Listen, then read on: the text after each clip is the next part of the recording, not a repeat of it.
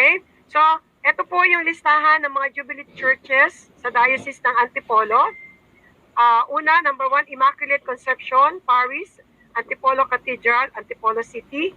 Pangalawa po ay Diocesan Shrine and Parish of Our Lady of Light sa Cainta, Rizal. Pangatlo, Diocesan Shrine and Parish of Our Lady of the Abandoned, Marikina sa Ola. And then pang-apat, Diocesan Shrine and Parish of Our Lady of Aranzazu. Ayan, San Mateo Rizal sa NSDA. Napakapalad natin sa Nuestra Señora tayo, meron. And then Santa Ursula Parish, Binaona Rizal. San Ildefonso de Toledo Parish sa Tanay Rizal. And Nuestra Señora de la Anunciata Parish sa Boso-Boso, Antipolo City. Ito yung naka-assign sa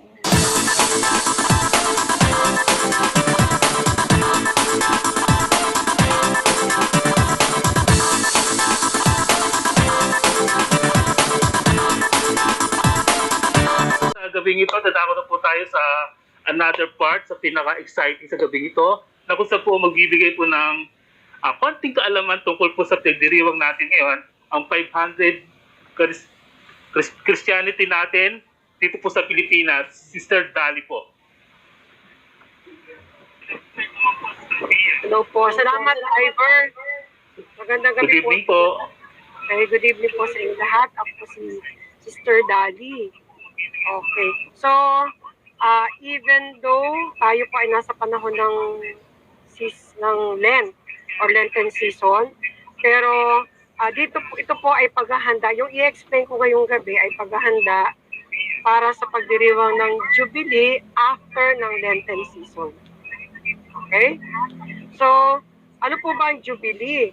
Ang Jubilee kasi madalas na itong naririnig, miski na noong pa, nung nag-aaral pa tayo, meron na kasing tinuturo sa school ng Jubilee to Mecca o pilgrimage to Mecca, yung celebration ng Jubilee year. Pero hindi, kahit ako na matagal nang umaattend sa simbahan, hindi pa rin masyadong maliwanag ang pagkakaintindi sa Jubilee year.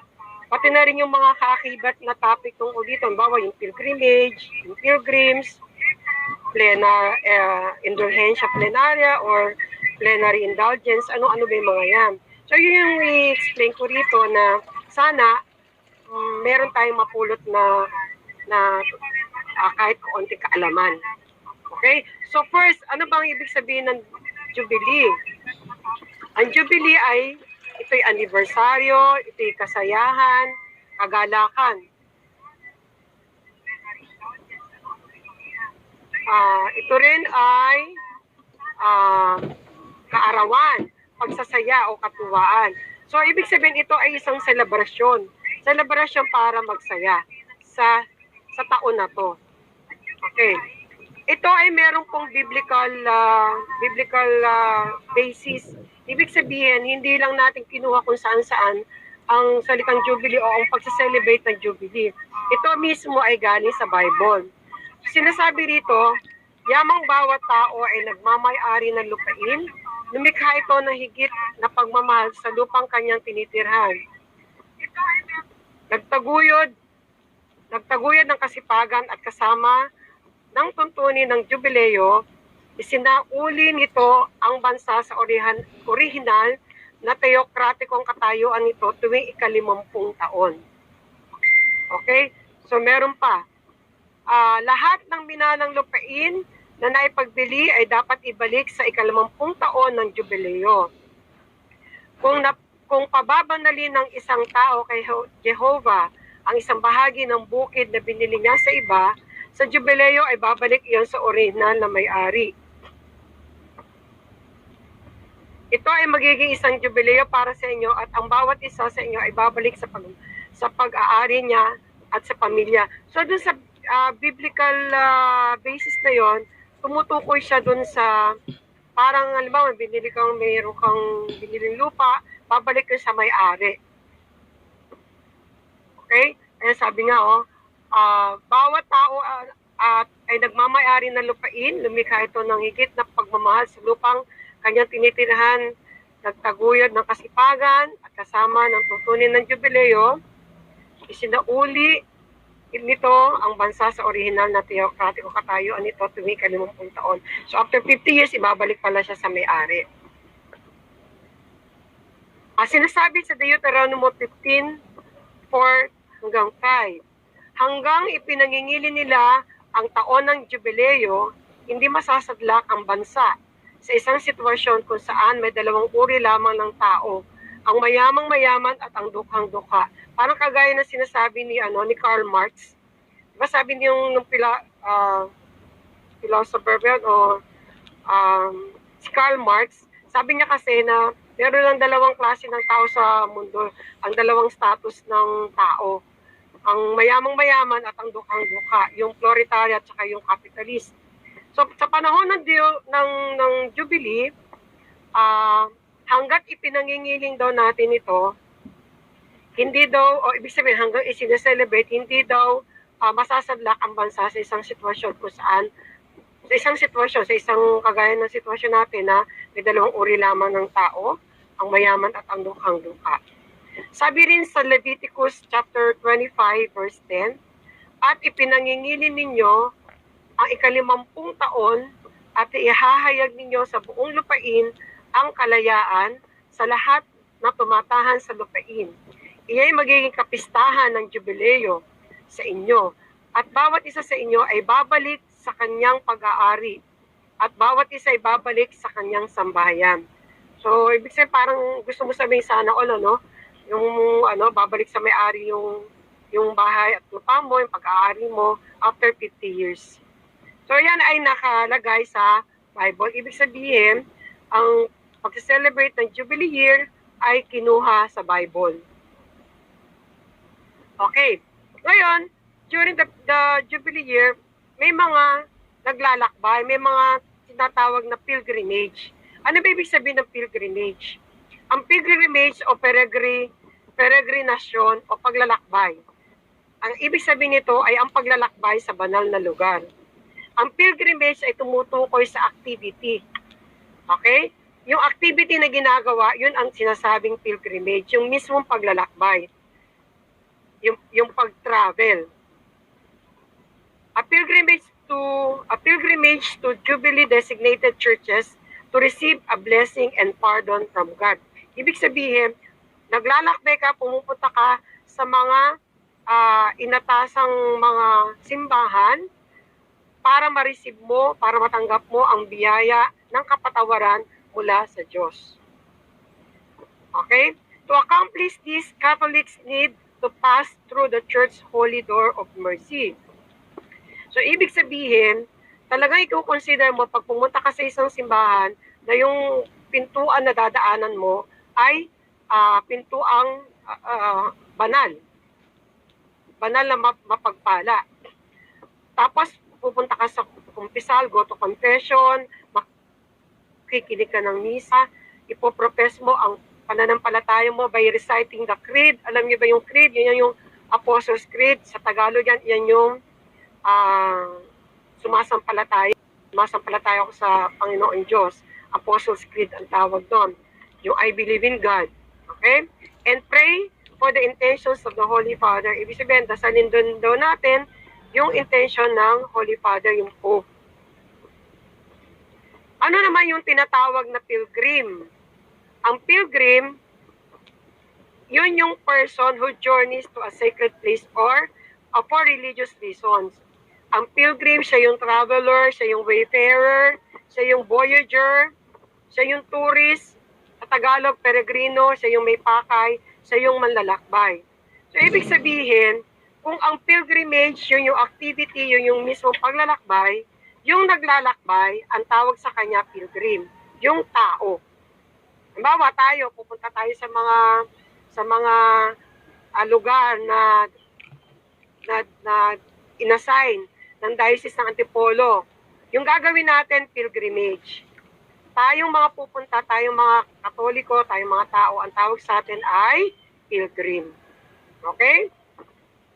Ito yung pilgrims, picture ng pilgrims. Ayan yung mga tao, sila yung mga pilgrims. At yung activity, yun yung pilgrimage. Pilgrim passport. Okay? Marami, nung nag-post si Brother Daro tungkol sa pilgrim passport, tungkol sa pilgrimage, marami rin akong mga tanong. So, it's good na sabi nung nag-meeting yung Household of Gentleness na sabi ni Ninang Inso Armin, yun nga, nag-a-assign ko sino magtitiki, ako yung inassign. Kumbaga, hindi naman ako din tumanggi kasi parang pagkakataon ko na to para mag-research din dahil hindi ko rin naiintindihan maigi kung ano yung kabuuan ng Jubilee Year at saka yung pilgrimage at saka yung pilgrim passport. Marami rin akong tanong tungkol dito. So, ang pilgrim passport in its current form is a folded card with your personal details written in the front which you use to record your journey. Folded passport. Mamaya papakita ko yung picture. Parang kagaya lang din to ng passport pag pumupunta ka ng ibang bansa. Yung itsura niya.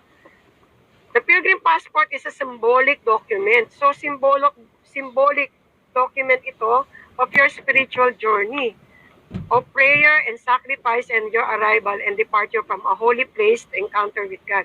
Ibig sabihin, parang ito yung magre-record, ito yung magsisilbing record mo ng iyong pagpunta, paglalakbay mo sa mga lugar, at ang encounter mo sa Diyos, sa lugar na itinalaga ng Panginoon, mga simbahang itinalaga ng Panginoon sa pamamagitan ng mga pari at bishop. The passport includes a guidelines on what every pilgrim should know and also the list of activities that they can do for each designated church. Hindi pa ako nakakakita ng actual ng pilgrim passport. Pero sinasabi rito na doon sa loob nun, nakalagay doon yung guidelines. Kumbaga, babasahin mo yun para alam mo kung anong gagawin mo sa susunod na pagpunta mo. Ayan, nasa picture na po, nasa ano niya na po yung picture ng pilgrim passport. Yan ay tsura. Sa loob niya, nakalagay doon dyan yung guidelines, yung mga parang rules, kung ano yung mga gagawin mo kapag ka ikaw ay pilgrimage. Pati yung activity mo, nandun din nakalagay. At itong pilgrim passport na to ay kailangan mapatatakan ninyo sa bawat simbahang pupuntahan. At, halimbawa, pumunta kayo sa Nuestra, sa NSDA, patatatakan nyo yan. Okay? Tapos, dilipat kayo sa ibang simbahan, patatatakan nyo rin doon. At kapag nakompleto nyo na po yung, kasi originally yata parang merong 12 churches sa ibang vicariate, parang 12, diocese, 12, yung iba 10, yung iba 5. Okay, pag nakompleto na po yan, makaka-receive kayo sa bandang huli ng Certificate of Indulgence. Mamaya pakita din natin yung Certificate of Indulgence. Okay? So yung Pilgrim Passport. Paano kukuha ng Pilgrim Passport? Sabi nga rito, all you need to do is to head over the parish office, any of the assigned Jubilee churches, and ask for the passport. Pagdating nyo doon, syempre, tanong-tanong din, saan po ba nakakakuha ng Pilgrim Passport? So, sabi rito, sa opisina daw ng parokya. Tapos, may bayad ba ito? Nakalagay dito sa na research, there will be no fee for the passport. Libre lang daw ang passport. Hindi ko nang alam sa actual kung libre talaga.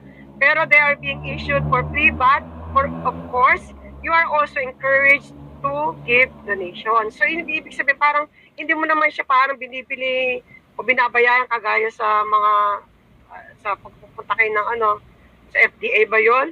Pagpupunta kayo sa abroad, binabayaran yung passport. Etong Pilgrim's Passport, sabi nga dito, libre siya. Pero, syempre, with all your heart, magbibigay ka ng donation. Sabi rito, it's actually one of the activities you can do. Donations will be used for homeless, for the sick, and for the prison apostolate. So, ibig sabihin, pag nagbigay ka naman, hindi naman papupunta sa bulsa ng parokya kung hindi gagamitin din na para sa mga corporal works of mercy. Okay? Who can have a pilgrim passport? Sino ba pa pwedeng makakuha ng pilgrim passport? Ako lang ba? Yung mga Katoliko lang ba? Yung mga magpipilgrim? All who are undertaking a pilgrimage for spiritual reasons or with an openness to learn and be changed by the experience. So lahat ng mga gustong maglakbay para sa spiritual na kadahilanan at saka yung pagiging open mo na matuto at mabago sa pamamagitan ng karanasan, pwede kayong kumuha ng pilgrim passport. Okay? Why the need for plenary indulgence? Bakit daw kailangan ng plenary indulgence? The Catholic doctrine teaches that when a faithful goes to confession, his sins is forgiven, sin is forgiven, but the consequence remains, entailing temporal punishment. An indulgence offered by the church removes the temporal punishment due to sin. That, ayan, explained yan ni Father Cali Llamado, the Vice Rector of the Cathedral. In a sense, this is a special season to gain a blessing from God and remission from sins by going on a pilgrimage to a Jubilee Church nearest you. Sabi nga dito, it is a remission of a temporal punishment. Ano ba ibig sabihin ng remission? Pag sinabi natin remission, ibig sabihin nun, pardon or forgiveness of our sins. So, pagpapatawad to ng ating kasalanan. Pero sabi nga rito, ano ang temporal punishment? Ito yung kapag nagkakasala ka, may kaakibat na parusa. At kapag nangungumpisal ka, pinatatawad na ng Diyos ang kasalanan, pero yung parusa, yun yung naiiwan. Yun daw yung inaalis ng plenary indulgence. So, naintindihan po ba natin? Okay, ulitin ko. Kasi napakainam nitong na intindihin natin. Okay? So, ang temporal punishment daw, ito yung kapag nagkasala tayo, may parusa, di ba? Sabi nga nung pare, pagka binibigyan ka na absolution, may pinagagawa sa'yo, pero it's not enough. Okay? So, pinatatawa tayo ng Diyos sa ating kasalanan. Pero yung parusa nga, inaalis ng plenary indulgence. So, yung plenary indulgence, yun yung makakapag-alis ng kaparusahan. Ito yung plenary indulgence certificate. Ayan.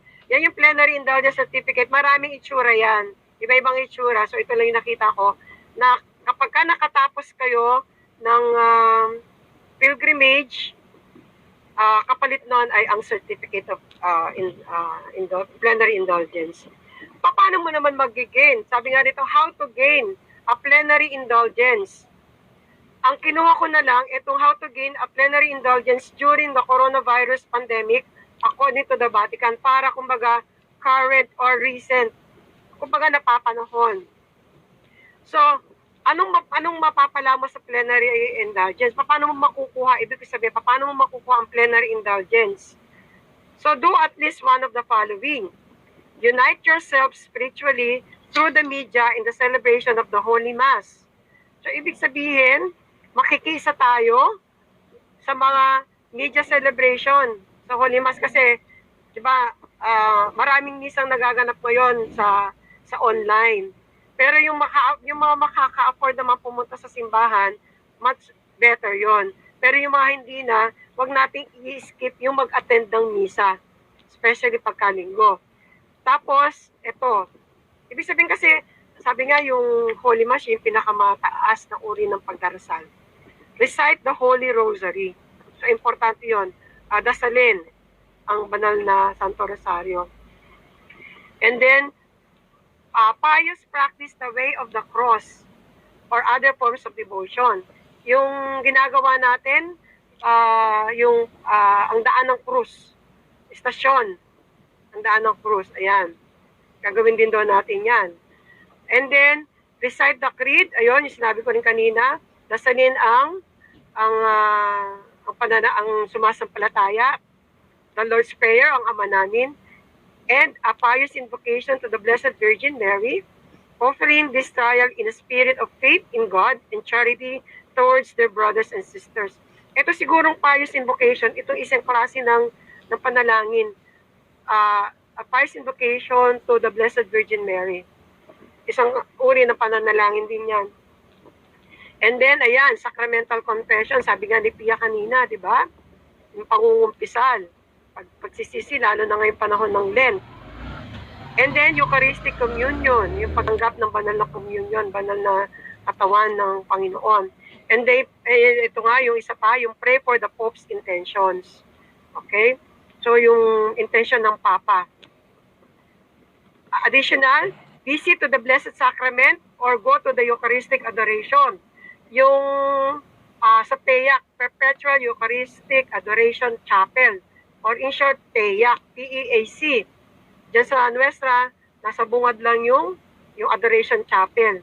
So punta daw tayo doon para makakuha tayo ng plenary indulgence. So hindi lang pala ganun kasimple ang pagkukuha ng plenary indulgence. Tapos read the Holy Scriptures for at least half an hour. So kung dati yung sharing ko 10 minutes or 5 to 10 minutes lang. Eto dito ngayon sa plenary indulgence sa according to Vatican, dapat magbasa tayo ng banal na kasulatan for at least half an hour. Ibig sabihin, nadagdagan pa ng minuto. Yung 10 minuto sinabi ko, nadagdagan pa siya ng 20 minutes kasi ang half an hour is 30 minutes. So, huwag natin kalimutang magbasa ng banal na kasulatan, whether it is from Old Testament or New Testament. And then, sinasabi rin dito, additional, recite the chaplet of Divine Mercy. Kung wala kayo ng mga chaplet na yan ng Divine Mercy, meron naman po nabibili dun sa sabi nga dun sa pilgrim, sa may simbahan, di ba, meron dun parang pilgrim souvenir, mga ganon. Kasi pag ikaw yung nagpunta doon, ikaw yung pilgrim, pupunta ka doon, may mga souvenir doon. Meron dun binibentang mga prayer chaplet or booklet. Okay, next. Plenary indulgence, ito naman general conditions. Yung kanina, ako Vatican, ang focus nun yung sa COVID pandemic. Yan. Ito naman, general conditions, have the interior disposition of complete detachment from sin, even venial sin. Ano ba yung venial sin? Kasi meron tayong dalawang klase ng kasalanan, venial at saka mortal. Okay, whether venial or mortal sin, lahat daw yan ay i-detach mo sa buhay mo, aalisin mo sa buhay mo. Kasi sabi, uy, ano lang naman, venial sin, pwede siguro yun. No. So, alisin mo rin o i-detach mo yung mga venial sin. Ibig sabihin yung mga light na pagkakasala, kasama rin yun. Light, mabigat man siya, magaan man siya, dapat i-detach mo ang sarili mo sa ganung kasalanan. And then, have sacramentally confessed their sin. Yun din, parehas ng kanina, confession. And receive the Holy Eucharist. It is certainly better to receive it while participating in the Holy Mass, but for the indulgence only Holy Communion is required. Okay. Then, pray for the intention of the Supreme Pontiff, kagaya rin kanina. So, halos parehas na naman po ito eh. Lahat ng plenary indulgences ay pare-pareho lang din halos. Okay? So adoration of the Blessed Sacrament for at least 1 hour. Okay? 1 oras sa PEAC. Ito, paano ba nagkakaroon ng Jubilee Churches? The designation of the Jubilee Churches was among those discussed by the members of the Catholic Bishops' Conference of the Philippines, CBCP, during their virtual plenary assembly held January 26, 27. Noong January 26, 27, 2021, nagkaroon po ng CBCP virtual plenary assembly ang mga bishop. So, doon po nila napag-usapan yung mga simbahan na designed para maging Jubilee churches. Ang Jubilee year, the Jubilee year would open on April 4, Easter Sunday, and will close on April 18, 2022, the following year pa. So di ba ngayon, April 1 and 2 ay Maundy Thursday, 2, Good Friday, April 3, Black Saturday, and then yung April 4, Easter Sunday, yun po ang umpisa ng Jubilee year. Okay? And then, magtatapos po ito sa April 18 next year, sa 2022, with the Second National Mission Congress in Cebu. Okay? And then, ito sabi ni Archbishop Romulo Valles, President of the Bishops' Conference, said, Diocese will kick off the Jubilee year by opening the Pilgrim Church's Holy Door on April 4. So, kung malapit tayo sa Nuestra, i-open ang Holy Door kasi ang NSDA kasama siya. I-open siya sa April 4. Siguro makinig na lang tayo, mag-update na lang tayo kung ano i-announce sa atin na kung kailan, kung anong oras ang opening ng Holy Door sa NSDA. Pero yun sa April 4. The original culmination of the celebration in April 2021 will now be the launch of a year-long celebration that will end in April 2022. So yun, yun ang katapusan. Sa April ang culmination at matatapos din sa April next year. Okay? At ang the theme of the church celebration was taken from Matthew 10:8, gifted to give. Ito yung ipinaliwanag ni Sister Joy San Miguel nung nakaraang linggo sa kung nakaraang Sabado, nung ipin-explain niya yung tungkol sa logo. Di ba? Sa logo ng ng gifted to give. Gifted to give. It also serves as a challenge for the faithful not only to celebrate but to go out and share the gift of the Christian faith. Pope Paul II, Pope Francis have been emphasizing na tayong mga Pilipino, tayo dapat ang unang mga misyonero sa ating neighboring countries. Kaya malaki talaga itong hamon para sa atin na not only we celebrate, but we are also called to share this faith to others. Ano pong ibig sabihin nito? Para sa ating mga Pilipino, ito ang ating gift and yet also a task. To share this faith to others. Ano ibig sabihin po nito? Hindi lang po tayo magpipilgrimage, hindi lang po tayo gagawa ng magdadasal ng kagaya ng sinabi mo kanina para makakuha ka ng certificate. So kailangan din po tayong kumilos. Ibig sabihin niyan, ayun, sabi nga, tayo dapat ang unang mga missionero sa ating neighboring countries.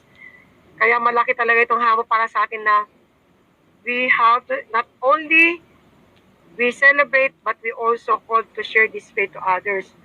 Ano ibig sabihin yan? Huwag na lang doon sa neighboring countries. Tayo bilang member po ng Pag-ibig ng Panginoon Community. Kasi napapansin ko na hindi man tayo natitinag dahil hanggang ngayon ay buhay na buhay pa rin ang Pag-ibig ng Panginoon Community. Pero ang members nito ay parang minimum lang siya o nagma-maximum lang siya ng mga, siguro pinakamarami na 50. Pero pag pinagsama-sama sa mga iba-ibang lugar, marami. Pero yung dumadalo tuwing Sabado pagka PPC meetings nung araw, nung hindi pa pandemic sa simbahan, napakakaunti. Ang ibig sabihin, dito lang sa ating lugar, gawin natin to, kumbaga i-share natin yung faith na meron tayo sa PPC, yung mga biyaya na re-receive natin, parang makahikayat tayo ng iba pang members na dadalo sa PPC, even dito sa online. Kumbaga, gawin natin yung part natin para mag-encourage ng ibang tao para madagdagan ang ating mga members. So yun na rin din siguro yung maitutulong natin para sa Pag-ibig ng Pang-community at dito sa panahon ng Jubilee Year. Ayan. So nabanggit ko na kanina, the closing of activity of the Jubilee Year will be held on April 18 to 22, 2022 for the Second National Mission Congress in Cebu City, where the papal legate or personal representative of the Pope will be invited. Okay, siguro, ayan, i-update na lang natin sa kanila. Mag-update na lang tayo dito pagdating ng panahon na to. Okay? So, ito po yung listahan ng mga Jubilee churches sa Diocese ng Antipolo. Una, number 1, Immaculate Conception Parish, Antipolo Cathedral, Antipolo City. Pangalawa po ay Diocesan Shrine and Parish of Our Lady of Light sa Cainta, Rizal. Pangatlo, Diocesan Shrine and Parish of Our Lady of the Abandoned, Marikina sa Ola. And then pang-apat, Diocesan Shrine and Parish of Our Lady of Aranzazu. Ayan, San Mateo Rizal sa NSDA. Napakapalad natin, sa Nuestra Señora tayo, meron. And then Santa Ursula Parish, Binaona Rizal. San Ildefonso de Toledo Parish sa Tanay Rizal. And Nuestra Señora de la Anunciata Parish sa Boso-Boso, Antipolo City. Ito yung naka-assign sa household of gentleness, yung household ko. Okay? So yun lang po at maraming salamat. Magandang gabi po sa inyong lahat. Sana po ay natuto tayo sa aking ibinahagi. Thank you po. Purihin ng Panginoon. Maraming po salamat, Sister Dali, sa pag-share about sa Jubilee charges. Gusto ko pong makakuha ng passport saka yung tinatawag na certificate. Balik, alam ko na po yung gagawin. Maraming po salamat, Sister Dali, sa pag-guide po sa amin kung paano po makakuha.